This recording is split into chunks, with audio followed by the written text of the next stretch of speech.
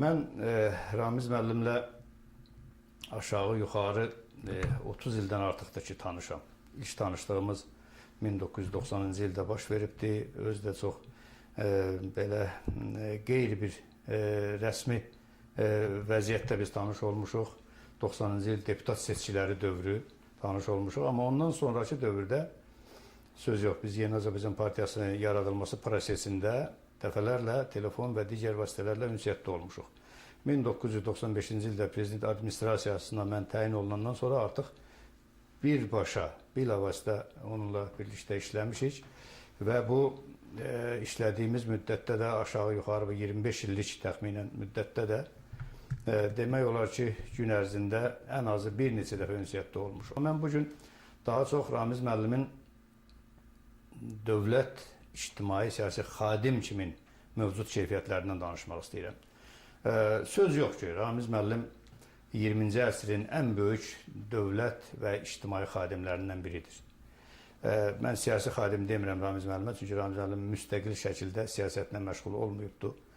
Mən Ramiz müəllimə siyasi xadim yox, daha çox dövlət və ictimai xadim kimin xarakterizə eləmək istəyirəm.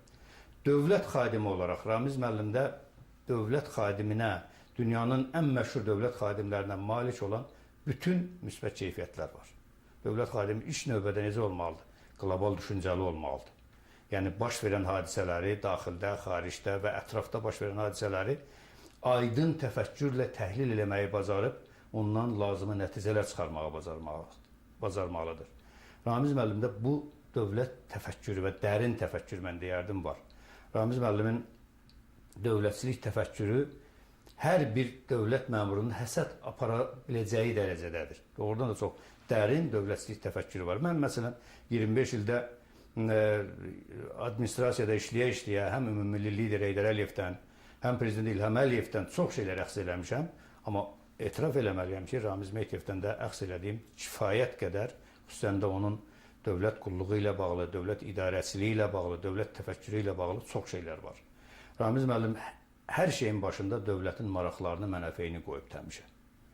Yəni, bir insanın öz subyektiv maraqları da olur, subyektiv mülahizələri olur, konjunktur maraqları olur. Ramiz müəllim heç vaxt dövlətin maraqlarını, ali dövlət maraqlarını, dövlət mənafelerini özünün subyektiv maraqlarına və konjunktur məqsədlərə qurban verməyibdir. Bax, bu Ramiz müəllimdə qeyd olunmalı və yəqin ki, gələcəkdə də həm onun haqqında yazılacaq kitablarda, Ramiz müəllimin haqqında danışılacaq məclislərdə də, istər ailə üzvləri, istər onun silahdaşları, onunla işləyən insanlar olsun, bu keyfiyyət yəqin ki, dəfələrlə qeyd olunacaqdır. Ramiz müəllim bir dövlət qulluqçusu kimin, administrasiya rəhbəri kimin təkcə idarə etmirdi. Həmçinin administrasiyada işləyən insanları, o cümlədən biz şöbə müdürlərini gündəlik demək olar ki, təlimləndirirdi. Bu və ya digər məsələlərlə bağlı bizi öyrədirdi.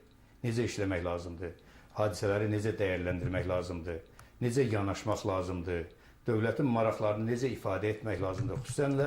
Xüsusən də mən ictimaiyyətlə əlaqələrə məsul olan şöbə müdürü kimin ictimaiyyətlə ünsiyyəti, ictimaiyyətlə əlaqələri də mən ilk növbədə ümumilli lider Heydər Əliyevdən, cənab prezidentdən, o cümlədən Ramiz müəllimdən öyrənmişəm.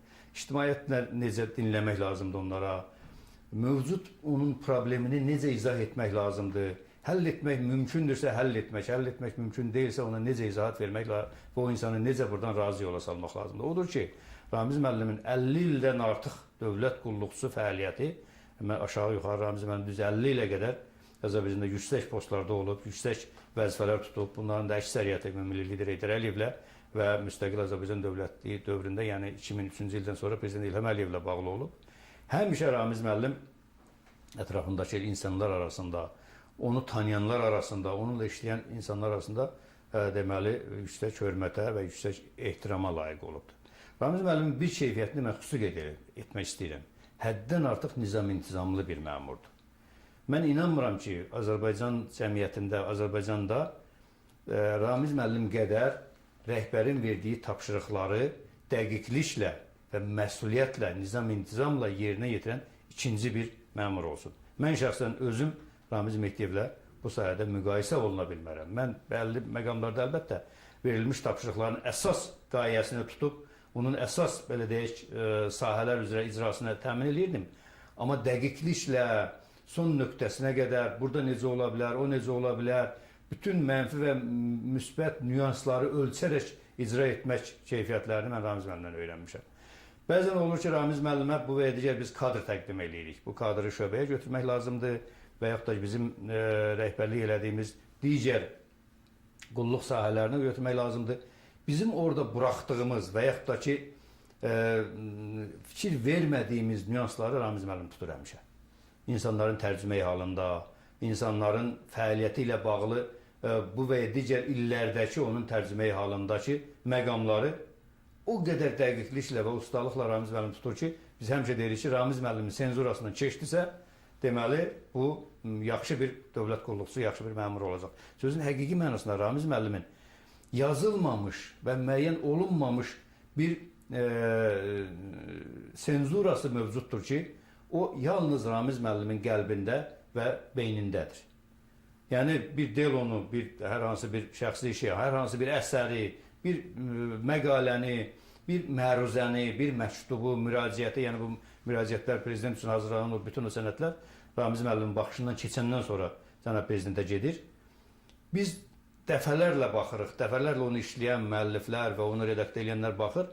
Bu və digər nüansları tuta bilmirik, amma Ramiz müəllimin qarşısına keçəndə o nüanslar mütləq şəkildə tutulur və qeyd olunur. Bax, bu anlamda sözün həqiqi mənasında Ramiz müəllim çox dəyərli bir məmur, dəyərli bir belə deyək, dövlət qulluqçusudur. Əlbəttə, Ramiz müəllimin elə xarakter xüsusiyyətləri var ki, onlar haqqında gələcəkdə çox danışılacaqdır, çox yazılacaq. İnsan var ki, onun fəaliyyətinin yalnız onun yaşadığı kəndə aidiyyatı var və yaxud da təmsil elədiyi rayona aidiyyatı var. İnsan var ki, onun fəaliyyətinin bütün respublika və bütün xalqa aidiyyatı var və bütün respublika, xalqa da fəaliyyəti dövründə bu və digər bəhrələr verir. Ramiz Mehdiyev məhz o insanlardandır. Mən əminəm ki, onun daşıdığı o İstiqlal ordeni, onun daşıdığı digər orden və medallar sözün həqiqi mənasında Ramiz Mehdiyevin tam haqqıdır, tam layiq olduğu qiymətdir. Doğrudan da Ramiz müəllim bir dəyərli, şərəfli həyat yolu keçibdir və o həyat yolundan onun silahdaşları olan bizlərə də bir pay düşür. Ramiz müəllimə bundan sonraki həyatında da möhkəm can sağlığı, eyni aydın düşüncə ilə bundan sonraki fəaliyyətində də fəaliyyət arzulayıram. Allah Taala onu ilk növbədə dövlətimizin, prezidentimizin qulluğundan əsgə eləməsin, dostlarının yanından əsgə eləməsin, ailəsinin başından əsgə eləməsin və bacardığı, bildiyi o xidmət üçün ona həm fiziki, həm də intellektual imkanlarını əsirgəməsin. Bu qədər.